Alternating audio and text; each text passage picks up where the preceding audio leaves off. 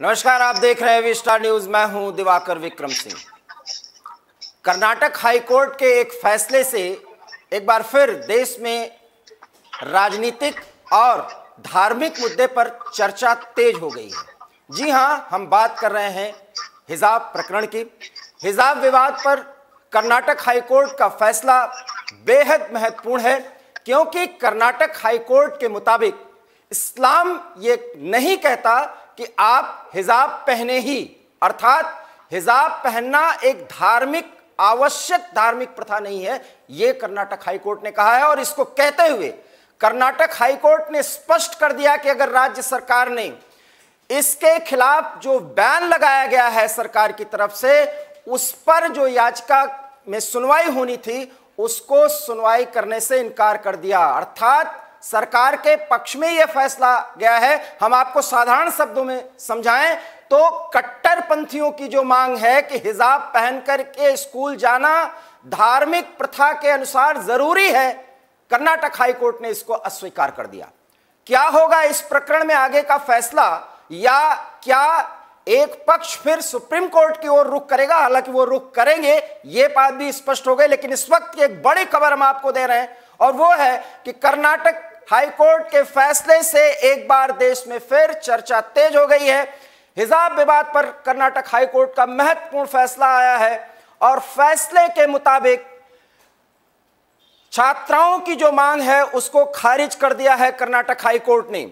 और मुस्लिम छात्राओं की मांग थी कि हिजाब पहनकर वो जा सकती हैं, धर्म का अनिवार्य हिस्सा नहीं है हिजाब, ये कर्नाटक हाईकोर्ट ने साफ तौर पर कहा है। इसको समझने में अब कोई गलती नहीं होनी चाहिए। स्कूल कॉलेजों में हिजाब को नहीं मिली है इजाजत। हिजाब पहनना और पहन के जाना, इसकी इजाजत नहीं है, क्योंकि ये धार्मिक प्रथा, अनिवार्य धार्मिक प्रथा नहीं है। इससे स्पष्ट और कर्नाटक हाई कोर्ट को कहने की कोई जरूरत नहीं है। हालांकि इससे कट्टरपंथी तत्व विशेष तौर पर बहुत नाराज है। इस मामले में कोर्ट ने क्या कहा, उसके मायने क्या हैं, और मुस्लिम स्कॉलर इस मुद्दे पर क्या अपनी राय रखते हैं, यह भी जानना जरूरी है। हमारे साथ दो खास मेहमान हैं, मेहताब उस्मानी जो एक युवा मुस्लिम स्कॉलर हैं, और दूसरी तरफ दीप्ति सिंह जो वरिष्ठ अधिवक्ता है सुप्रीम कोर्ट की। सबसे पहले दीप्ति जी, कर्नाटक हाईकोर्ट ने स्पष्ट तौर पर जो कहा वो किन आधार पर और किस क्लॉज के तहत ये सारी बातों का उसने इंटरप्रिटेशन किया और अपना फैसला सुनाया? देखिए, हाईकोर्ट के पास सबसे पहला एक आधार था कि राज्य सरकार ने इसको कहीं मैंडेट कर दिया कि आप स्कूलों में हिजाब नहीं पहन सकते, एक ऑर्डर था। इसके ऊपर ही जो स्कूल के बच्चे हैं, बहुत सारे तरीके के याचिकाएं दाखिल की गई थी हाईकोर्ट के अंदर, जहां हाईकोर्ट ने लंबे समय के समीक्षा के बाद 3 जजेस के बेंच ने आज इस पे फैसला सुनाया है कि स्कूल को स्कूल रहने दीजिए, इसको कहीं मजहब के साथ कहीं अटैच मत करिए, और ना ही उसको, क्योंकि एक महिला मुस्लिम इसमें एक हमारी जो जज वो भी थी 3 बेंच में, वो बहुत ही उनकी जो टिप्पणियां है या उनका जो विवेचना है इस केस के अंदर, वो बहुत ही क्लियर था। और उनकी तरफ से ही ये जो उनका विवेचना था कि कहीं पे भी हमारे धर्म में हिजाब पहनने को मैंडेट नहीं किया गया है। ये सारी चीजों को बिंदुओं पर ध्यान रखकर आज हाईकोर्ट ने अपना फैसला सुनाया है कि जो ऑर्डर है जो राज्य सरकार की, उसके अकॉर्डिंग ही चलना चाहिए, और स्कूलों को स्कूल की तरह रहना चाहिए, जहाँ पे जो मैंडेट है, जो यूनिफॉर्म के, जो टाइमिंग्स के, उससे हमें छेड़छाड़ करने का अधिकार नहीं है। आपकी धार्मिक जो वस्त्र है ये आपके कहने पे है, और आप अगर चाहते हैं तो इसकी स्वतंत्रता है, लेकिन स्कूल के प्रेमाइसेस के बाहर। पहली बात। दूसरी बात, यूनिफॉर्म जो मेंटेन करने की बात है वो यूनिफॉर्म से शुरू होती है, यानी आपके परिधान से, आपके ड्रेसेस से। तो सबसे पहले आप ड्रेसेस के अंदर अगर कुछ लोग अलग और कुछ लोग अलग पहनेंगे तो प्रेमाइसेस के अंदर एक अलग तरीके का हिसाब किताब चल पड़ता है, जहाँ पे कि कहीं ना कहीं दिखता है कि कुछ मजहबी चीजें आ गई हैं। तो इससे दूर रखने के लिए ही हाईकोर्ट ने अपना इस तरीके से फैसला सुनाया है कि स्कूल के अंदर जो कपड़ों की स्वतंत्रता है वो नहीं दी जा सकती। और बात भी है, जब आप स्कूल में फॉर्म वगैरह जब हम लोग भरते हैं एडमिशन के, तो उसमें सारी चीजें लिखी होती है और हम अपनी उसमें शिकार उसमें करते हैं कि हाँ हम ये सारे जो रूल्स एंड रेगुलेशंस है उसको हम फॉलो करेंगे। फिर ऑल ऑफ अ सडन इतने समय के बाद अचानक से एक स्कूल के अंदर इस तरीके का विवाद जब उठा है तो बहुत समय लिया है। आपने भी देखा होगा बहुत पहले ये केस फाइल हुआ था उसमें फरवरी से जी जी जी जी, जी। और अब लेकर इसमें इतने लंबे समीक्षा के बाद इसमें कई स्कॉलर्स के साथ भी बातचीत की गई जिनको मजहब की जानकारी है, जिसको धर्म की जानकारी है। उन्होंने भी कहा है कि इस्लाम में कहीं पे भी बुर्के को पहनने का कहीं पे भी मैंडेट नहीं किया गया है और ना ही ये इस्लाम का धार्मिक वस्त्र है। तो इसके बाद अब कोई धार्मिक जो कहते हैं कि लड़ाई या धार्मिक स्वतंत्रता को लेकर जब आप लोगों को कहती है कॉन्स्टिट्यूशन के अंदर राइट मिला है, आप अपने तरीके से अपने धर्म को, अपने कपड़े को इस्तेमाल कर सकते हैं, आप कीजिए। लेकिन जिस स्कूल के अंदर आपने दाखिला लिया है उस स्कूल के भी अपने मौलिक अधिकार हैं, जिन मौलिक अधिकारों को वो बिल्कुल अच्छे से लिख कर आपको फॉर्म पर देते हैं जिसमें आप अपना डिक्लेरेशन भरते हैं। तो जब आपने डिक्लेरेशन दे दिया है आपकी क्लैरिटी वहाँ पे होनी चाहिए कि इसके बाद इफ बट नहीं होगा। जैसे हम लोगों के असेंबली का टाइम होता है, हमारे स्कूल का टाइम होता है, आप उसमें तो नहीं मांग रहे स्वतंत्रता, तो आप इसमें क्यों स्वतंत्रता मांग रहे हैं, यूनिफॉर्म में क्यों स्वतंत्रता मांग रहे हैं? ये तो पहले ही आपको पता था कि जिस स्कूल में आप एडमिशन ले रहे हैं वहाँ पे ये कपड़े पहनने हैं और ये इसकी इजाजत नहीं है। तो अब इसको विवाद में डालकर एक स्कूल के प्रीमाइसेस को जो हम शिक्षा का के मंदिर के अंदर हम मजहबी लड़ाई नहीं लड़ सकते और एक तरह से कहिए वहाँ पे हम लोग पॉलिटिक्स शुरू कर रहे हैं। बस दीप्ति जी मैं यही रोकना चाहूंगा क्योंकि मुस्लिम स्कॉलर बैठे हैं मेहताब उस्मानी। दीप्ति जी ने जिस तरीके से इन पूरी बातों को स्पष्ट कहा, जो कर्नाटक हाई कोर्ट ने कहा उसको इन्होंने बाकायदा समझाया है, धार्मिक स्वतंत्रता के मौलिक अधिकार का भी जिक्र किया। अब आप सहमत हैं या नहीं कि हिजाब पहन के जाना बहुत जरूरी नहीं है और जरूरी है ही नहीं, ये स्पष्ट है? सुनिए सर, ऐसा है कोर्ट ने क्या डेफिनेशन दी है हिजाब की वो मुझे नहीं पता क्योंकि अभी मैंने कोई उसका जजमेंट नहीं पढ़ा क्या उन्होंने जजमेंट दिया है इसके बारे में। बट उन्होंने एक सर ढकने के कपड़े को इस तरीके से प्रमोट किया कि वो एक धार्मिक चिन्ह बन के और कोर्ट में चला गया कि ये हिजाब एक मुस्लिम परंपरा का हिस्सा है, उसको प्रमोट किया वहां की सरकार ने। और सरकार ने ये नहीं कहा कि बच्ची सिर ढकने के लिए बोल रही, सरकार ने मुस्लिम सिंबल बना के उसको और कोर्ट में पेश किया कि जी ये धार्मिक। अच्छा ये बताइए मेहताब भाई मेरा सवाल सुनते जाइए। आप कह रहे हैं सर ढकने का, दुपट्टे से भी तो सर ढका जा सकता है, तो दुपट्टा ही तो है, तो उसको हिजाब अगर वो सर्वमान्य है, दुपट्टा एक महिला एक लड़की दुपट्टा लेती है, ये भारत हिजाब को इसको सर ढकने के कपड़े को जो हिजाब में कन्वर्ट किया है ना वहाँ की सरकार ने किया है, तो वहाँ के आरएसएस के और जो और संगठन है उन्होंने इस तरीके से उसे हाईलाइट किया ना कि जो इस धर्म का आधार बना दिया जाए। प्री कॉलेज में स्कूलिंग जब होती है तो बच्चियां 6ठी क्लास के बाद या यूं कहिए 5वीं क्लास के बाद अगर सलवार कुर्ता पहनती हैं तो दुपट्टा लेके जाती हैं और दुपट्टा जो है वो सर्वमान्य है। लेकिन हिजाब का तो आप सुन तो लीजिए, जो ये वस्त्र है हिजाब ये मुस्लिम प्रथा में है और वो अनिवार्य प्रथा नहीं है, कोर्ट ने कहा, और कोर्ट ने अपने मन से नहीं कह दिया। दीप्ति जी ने जो अधिवक्ता भी है स्पष्ट कहा कि एक जज है जो मुस्लिम है और तमाम मुस्लिम स्कॉलर से इस्लामिक प्रथा के बारे में, इस्लामिक परंपरा के बारे में इस संदर्भ में बात की गई, पूरी राय ली गई है। और कहीं ना कहीं कोर्ट को भी ये लगा कि सरकार जब इतना दबाव बना रही है कि भाई नहीं इसको तो धर्म का आधार बनाया गया है, अब ये धर्म का आधार बना के जब किसी चीज को कोर्ट में पेश किया जाएगा कि नहीं जी तो मुस्लिम है, हिजाब है, बार बार एक ही चीज को प्रमोट करेंगे तो कोर्ट को कहीं ना कहीं लगेगा कि इस मुद्दे पे हमें सहमत होना चाहिए वरना इस मुद्दे को और ज्यादा बड़ा करा जा सकता है। चलिए मैं आपसे इस पे अभी बात कर रहा हूं, रुक जाइए दीप्ति जी। ये तो कह रहे हैं कोर्ट पे इतना दबाव बना दिया गया कि कोर्ट को ये इंटरप्रिटेट करना पड़ा और इस तरह का फैसला देना पड़ा। नहीं, ये तो फिर हमारे भाई साहब इस हमारे प्रजातांत्रिक प्रणाली पे भी सवाल उठा रहे हैं। कहीं ना कहीं बहुत बड़ी बात हो गई कि अगर आपको हमारे देश के न्याय प्रणाली पे भरोसा नहीं है तो फिर आप याचिका वहां मत डालिए। फिर अगर आपने याचिका डाली है तो कहीं ना कहीं आपके अंदर मन में ये विश्वास जरूर है कि देश में अभी भी न्याय व्यवस्था और न्याय प्रणाली पे लोगों को भरोसा है और न्याय व्यवस्था किसी भी तरीके से इन्फ्लुएंस नहीं होती गवर्नमेंट से। तो दिक्कत यही हो जाएगी कि अगर गवर्नमेंट से इन्फ्लुएंस्ड है तो फिर न्याय प्रणाली सही है ही नहीं। अब सुना आपने मेहताब भाई, समीक्षा की गई है, कोर्ट सरकार से इन्फ्लुएंस्ड होती है, क्या कह रहे हैं आप? कम से कम आप पढ़े लिखे इंसान हैं सर। अगर ऐसा मामला नहीं होता तो कोर्ट को पहली अपील में इस केस को खारिज करना था कि इसको धर्म से क्यों जोड़ रहे हैं आप।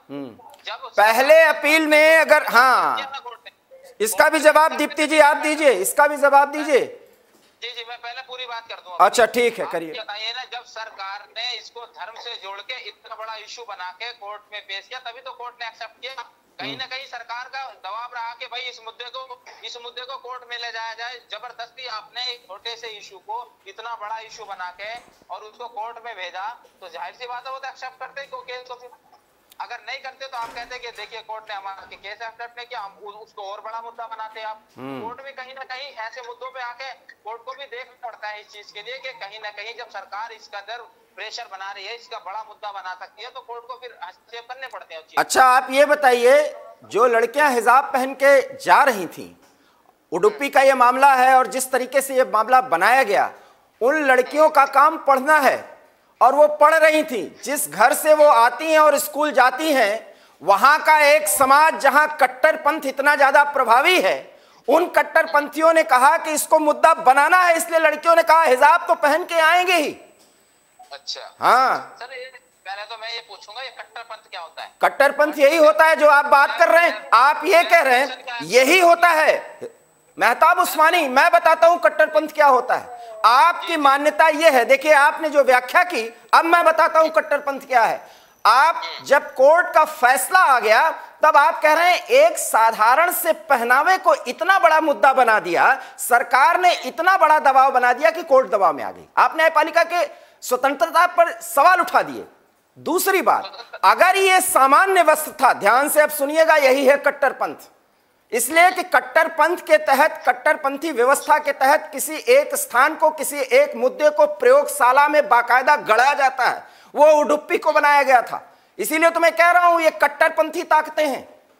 और अगर ऐसा नहीं होता तो जिन लोगों से कोर्ट ने सलाह ली होगी कि इस्लामिक परंपरा, इस्लामिक मान्यता के अनुसार हिजाब पर क्या कहा गया है, वहां से बात ना आई होती। कोर्ट ने अपने मन से तो कर नहीं दिया सब कुछ। अब आप कह रहे हैं कोर्ट को दबाव में लाया गया। आप ये भी नहीं सुन रहे हैं कि उसमें एक महिला जज मुसलमान है। अब बोलिए, अब आपने वो पढ़ा है, जजमेंट पढ़ा है, क्या लिखा है उसमें? जजमेंट अभी आया है, सुनिए। देखिए, पढ़ने पढ़ाने की बात आप भी करते हैं, हम भी करते हैं। सुन लीजिए, हाँ बोलिए। जजमेंट पढ़ो, उसके बाद ये फैसला करना कि वहाँ मुस्लिम जज बैठी थी, पंडित जज बैठी थी, ब्राह्मण जज बैठी थी, उसका फैसला दीप्ति जी देखिए इनकी नाराजगी। अब जब मैंने मुस्लिम जज का जिक्र किया तो ये इस तरह से नाराज हो रहे हैं। बोलिए। जब भी कोई फैसला, मैं बात कर लेती हूँ, पहले आप सुन लीजिए पूरी बात। अगर कोई भी फैसला आता है तो दो पक्ष होते हैं, दोनों को खुश करना आसान नहीं है। पहली बात, अगर कोई पक्ष अभी भी अग्रिव है और उनको इस तरीके के फैसले में कोई संतोष नहीं है, तो सुप्रीम कोर्ट का दरवाजा अभी भी खुला है। दीप्ति जी, मैं आपको जानकारी दे दूं कि जो लड़कियों का ये मामला लेके गए थे, वो वकील साहब ने ट्वीट किया है, इंशाअल्लाह, वर्ड है उनकी, इंशाअल्लाह हम सुप्रीम कोर्ट की ओर रुख करेंगे। वकील आपका न्याय व्यवस्था पर विश्वास कर रहा है। और मेहताब भाई, आप क्या कह रहे हैं, आप सोचिए, वो भी इंटेलेक्चुअल है, वो भी मुसलमान है, नाम भी मैं बोल दूं, कहिए वकील साहब का। बिल्कुल, तो सुप्रीम कोर्ट का रास्ता अभी है और सबके लिए खुला है। तो मेरा ये मानना है कि इस चीज को, इस विवाद को पर्सनल ना होते हुए, इसमें हम लोगों को बहुत ही संजीदगी से समझना चाहिए, क्योंकि हमारे देश में विविधता है, अलग तरीके के धर्म है, अलग तरीके की वेशभूषा है, और इसको विचार करने की जरूरत है। और यही वजह है कि आपके पास सुप्रीम कोर्ट में जाने का पूरा अधिकार है। आप जाइए और अपनी बात और कहिए अच्छे से, क्योंकि देखिए सुप्रीम कोर्ट में तो पहले भी जा चुके थे, लेकिन जब कहा सुप्रीम कोर्ट ने कि हाई कोर्ट का ऑर्डर जब तक नहीं आया, आप सुप्रीम कोर्ट के दरवाजे नहीं खटखटा सकते, क्योंकि आपके पास ऑर्डर होगा, उसी के खिलाफ आप सुप्रीम कोर्ट आ सकते हैं। तो आज आपके पास फैसला आ गया है, अब आप सुप्रीम कोर्ट जाइए, फिर देखते हैं, लंबी लड़ाई है और हो सकता है कि सुप्रीम कोर्ट में आपको आपके बातों को मान लिया जाए। बोलिए अब मेहताब भाई। जी देखिए, ऐसा नहीं, लंबी लड़ाई का मतलब ये नहीं कोई यहाँ युद्ध चल रहा है। युद्ध ही है, वैचारिक युद्ध है ना, ये वैचारिक युद्ध है। हाँ, वैचारिक युद्ध तो मैडम 4 साल से चलता है। वैचारिक युद्ध ही चला रखा है यहाँ के लोगों ने, जो है वैचारिक युद्ध है। अगर हम कहेंगे ना सड़क तो वो नहीं, ये भगवा रोड है, ये सड़क नहीं है, बस उसी को मुद्दा बनाते हैं सीधे कोर्ट में। अच्छा मेहताब भाई, क्या कोर्ट का यही काम रह गया? सुन सर प्लीज मेरी बात। चलिए अच्छा बोलिए। क्या कोर्ट का यही काम रह गया है कि छोटे छोटे मुद्दे को गवर्नमेंट बड़ा बनाए और कुछ संगठन उसको इतना हाईलाइट कर दे कि बार बार कोर्ट के में जाना पड़े इस चीज के? क्या ये सरकार नहीं कर सकती है फैसले? ये इतने छोटे फैसले सरकार नहीं कर सकती क्या? ये अगर सरकार ने फैसला किया, देखिए अब आप सुन लीजिए, अब आप सुनते चलिए। सरकार ने पहल नहीं की, अब सुन लीजिए सर मेरी बात, सरकार ने पहल नहीं की इस मुद्दे को सुलझाने के लिए, बल्कि हवा दी कि कोर्ट में जाए किसी तरीके से। आप चाहते हैं कि कोर्ट की स्वतंत्रता को भी लोग यूं कहने लगे कि नहीं जी कोर्ट एक तरफा फैसला दे रहा। आप ये ख्याल माने, क्योंकि जब बार बार एक तरीके के मुद्दे कोर्ट में जाएंगे, कोर्ट भी सोचेगा यार बार बार एक ही तरीके के मुद्दे आ रहे, इसको हाईलाइट कर देते हैं, तो कहीं ना कहीं फिर फैसले के लिए एक ही ऑप्शन रह जाता है कि दोनों पक्ष को तो कुछ नहीं कर सकते, फिर एक ही पक्ष के साथ भी फैसला देना पड़ता है। अब मैं आपको बोलूं, मेरा सुन लीजिए पर एक सेकंड, मेरा कहने का मतलब ये है कि ऐसे इतने बड़े मुद्दे नहीं है, इतने बड़े मुद्दे नहीं है, इसको सरकार भी सुलझा सकती है। सारे मामले छोटे छोटे मामले कोर्ट में ले जाके पेश करना और फिर इनको सुप्रीम कोर्ट तक ले जाना, ये कोई अच्छी बात नहीं है। दीप्ति जी ये बहुत छोटा मामला है, ये बता रहे हैं। पूरे कर्नाटक में बंद का आह्वान किया गया था और अभी भी कर्नाटक में किया किसने गवर्नमेंट ने रोका क्यों नहीं इस ड्रामे को? हाँ तो मैं बता तो रहा हूं, अब आप सुनिए ना। सरकार ने कहा कि भाई देखिए, वकील साहिबा ने भी स्पष्ट कहा कि स्कूल में जब आप जाते हैं, ध्यान से अब आप सुनिएगा, तो एक फॉर्म भरते हैं और उन फॉर्म में कई क्लॉज होते हैं, उन जब भरते हैं तो आप स्कूल एडमिनिस्ट्रेशन के सारी बातों से सहमत होते हैं, चाहे वो मुस्लिम लड़की हो चाहे हिंदू लड़की हो। और ड्रेस कोड जो होता है वो सब में समानता के लिए किया जाता है, ताकि एक तरह से न कोई ऊंच न नीच न कोई सांप्रदायिक उसमें कोई मुद्दा, सबका एक ड्रेस कोड है। उस ड्रेस कोड में अगर हिजाब, जिसको आप कह रहे हैं कि सर ढकने का एक सामान्य वस्त्र है, मैंने तो ये कहा कि दुपट्टा लेके जा सकती है, अगर महिला है लड़की है तो वो दुपट्टा लेके जा सकती है। हिजाब पहनना क्या जरूरी है? सर हिजाब को, कपड़े को हिजाब की डेफिनेशन देके कोर्ट में पेश किसने किया? दुपट्टा को भी हिजाब कहेंगे? देखिए मैं बिल्कुल अलग सवाल कर रहा हूं आपसे। अरे सर देखिए मैं एक ही बात बोलूंगी, नए विवाद में मत घुसिए। जो पहले विवाद चल रहा है, बेटर हम लोगों को उसी मुद्दे पे रहना चाहिए। और अभी हिजाब के मुद्दे में हाई कोर्ट ने अपना फैसला दिखलाया है और मुझे लगता है कि सुप्रीम कोर्ट का रास्ता अभी खुला है और वो वहां जाए। मेरे ख्याल से जो भी अपनी बातें हैं, वर्डिक्ट्स हैं, संवैधानिक तरीके से कही जाए तो अच्छी बात है। इसको में हमें विवाद में, धर्म के विवाद में नहीं फंसाना है और ना ही ऐसे किसी शब्द का इस्तेमाल करना है जिससे आपस के जो हमारे रिश्ते हैं वो खराब हो। मेहताब जी बोलिए। सर मैं भी तो इसी बात को कह रहा हूँ कि छोटे छोटे मामलों को सरकार को निपटा देना चाहिए, बार बार कोर्ट के दरवाजे ना खटखटाएं। सरकार ने स्पष्ट किया था मेहताब भाई, इसीलिए तो मैं कह रहा हूँ सरकार ने एक बार भी मध्यस्थता का रास्ता नहीं अपनाया। मध्यस्थता क्यों? सवाल है मध्यस्थता क्यों? आप मनमानी करके देखिए, इसके जवाब में अब मैं और बातों को ओपन कर देता हूं। जब हिजाब प्रकरण इतना प्रभावी हो गया तो कुछ लोग भगवा ड्रेस पहन के आने लगे, माफ करिएगा दुपट्टा या कुछ भी गमछा लेकर के आने लगे लड़के, उस पर भी रोक लगाई गई। ये गलत है, ये गलत है और गलत को गलत कहा जाएगा। फिर हिजाब प्रकरण पर अगर सुन लीजिए, अगर सरकार के दखल ही सही है, इस मामले को आगे नहीं बढ़ाया जाना है, तो ये केस जो लड़ रहे हैं ये सुप्रीम कोर्ट क्यों जा रहे हैं हमको अब आप ये बताइए। पटाक्षेप हो जाना चाहिए यहीं पर। मैं बता रहा हूँ ना, बता रहा हूँ। हाँ, इसलिए हाँ। तो सरकार की तरफ से कोई पहल नहीं हुई इस मुद्दे को शांत करने के लिए। अच्छा, आप बताइए कि सरकार ने पहल की? आप खुद, मैं बता रहा हूं पहल की। अगर पहल की है कोर्ट जाने का, तो क्योंकि कोर्ट न्याय प्रणाली हमारे यहाँ सबसे सर्वोच्च है और अगर न्याय व्यवस्था से किसी तरीके का ऑर्डर आ जाता है तो किसी भी पक्ष को संतोष हो जाता है। तो स्वागत कर रहे हैं, हम तो स्वागत कर रहे हैं। हमने ये नहीं कहा कि गलत फैसला है, हम ये नहीं कहा कि, हमने सिर्फ इतना कहा कि ऐसे मुद्दों को कोर्ट में घसीटना गलत है। आपस में मध्यस्थता का भी एक रास्ता होता है कि सरकार को दोनों पक्ष को आगे बात करनी थी कि इस मुद्दे पे क्या करना है। अगर नहीं मानते दोनों पक्ष, तब कोर्ट का रास्ता अपनाना था। बहुत बड़ी बात आपने कही, बहुत बड़ी बात मेहताब उस्मानी आपने कही। अगर जो लड़कियां हिजाब पहन के जिद बस और बहुत ही जिसको कहते हैं कि स्वाभिमान के साथ वो एंट्री कर रही थी स्कूल्स में, उन विजुअल्स को अगर मैं आपको दिखाऊं, कुछ ऐसे विजुअल्स भी हैं, तो आपको लगेगा कि वो प्रेरित थी ऐसा करने के लिए, क्योंकि उनको मालूम था कि ये मुद्दा बनाया जाएगा। मैं यही तो कह रहा हूं कि कट्टरपंथी ताकतें किस तरह से प्रभावी होती हैं, जिसको ना इस्लामिक स्कॉलर समझ पाते हैं, ना हिंदू समझ पाते हैं, कोई नहीं समझ पाता। खेल हो जाता है, उस खेल के पार्ट तो दोनों कौम बनती है ना। मैं तो यही बात कह रहा हूं। देखिए, मैं यही कहना चाहूंगा कि अगर हाई कोर्ट ने फैसला दे दिया है तो सुप्रीम कोर्ट में जाने की जरूरत नहीं है। हाँ, ये बात आपने सही कही। कोई जरूरत नहीं है जाने की। अगर सरकार भी चाहती है कि हिजाब पहना जाए और कोर्ट भी चाहता है, तो हम कुछ कर नहीं सकते। हम क्या कर सकते हैं? बिल्कुल सही। कोर्ट ने फैसला दे दिया, सरकार ने भी दे दिया, उसका स्वागत करना चाहिए, बात खत्म। बिल्कुल। राम मंदिर पर सुप्रीम कोर्ट ने फैसला दिया तो हमने उसका स्वागत नहीं किया। बिल्कुल। क्या किया नहीं किया हमने। बिल्कुल। तो हमने सुप्रीम कोर्ट का भी स्वागत किया, जो आपने फैसला दिया, बड़ी अच्छी बात है भाई, आपने कुछ सोच समझ के। अब हाई कोर्ट ने फैसला दिया है, क्या जजमेंट है वो पढ़ लेंगे, उसके बाद जो भी है उसका हम स्वागत करेंगे। तब तो आप ये मानेंगे ना कि कोर्ट ने दबाव में नहीं किया है। सर, मैंने आप मेरी बात न गलत पड़ जाए। मैंने कहा कि सरकार जब किसी मामले को बहुत बड़ा हाईलाइट कर देती है तो कोर्ट पे कहीं न कहीं ये दबाव होता है कि इस फैसले को सुनना, इस मामले को सुनना जरूरी है।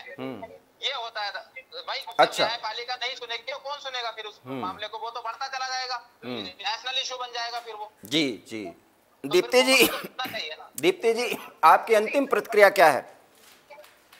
देखिए, बस यही है कि अगर इनको भरोसा नहीं है या इनको किसी तरीके की नाराजगी है, उनको लग रहा है कि ये जो फैसला है उनके हक में नहीं है, तो वो सुप्रीम कोर्ट जाएं। और इस छोटी सी बात को, बिल्कुल बात छोटी ही है, लेकिन कहीं ना कहीं शिक्षा के प्रणाली के अंदर ये प्रवेश कर रहा है, और जो कहीं आगे जाकर मामला और तूल पकड़ेगा, तो इससे दूर रखें। और जो शैक्षणिक संस्थाएं हैं उसमें किसी भी तरीके के पॉलिटिक्स ना हो, इसके लिए बहुत जरूरी है कि इन चीजों से दूर ही रखा जाए शिक्षा प्रणाली को। और जो भी बात है आपस में फैसला कर ले, और जो भी कोर्ट का फैसला हो उसको मान ले शांति से। मेहताब भाई, आपकी प्रतिक्रिया? मेरा भी यही मानना है कि इतने छोटे छोटे मुद्दों को कोर्ट में ना ले जाया जाए। आपस में बैठ के भी सुलह हो सकती है, हो सकता है आपस में बैठ के ही बात बन जाए इन मामलों।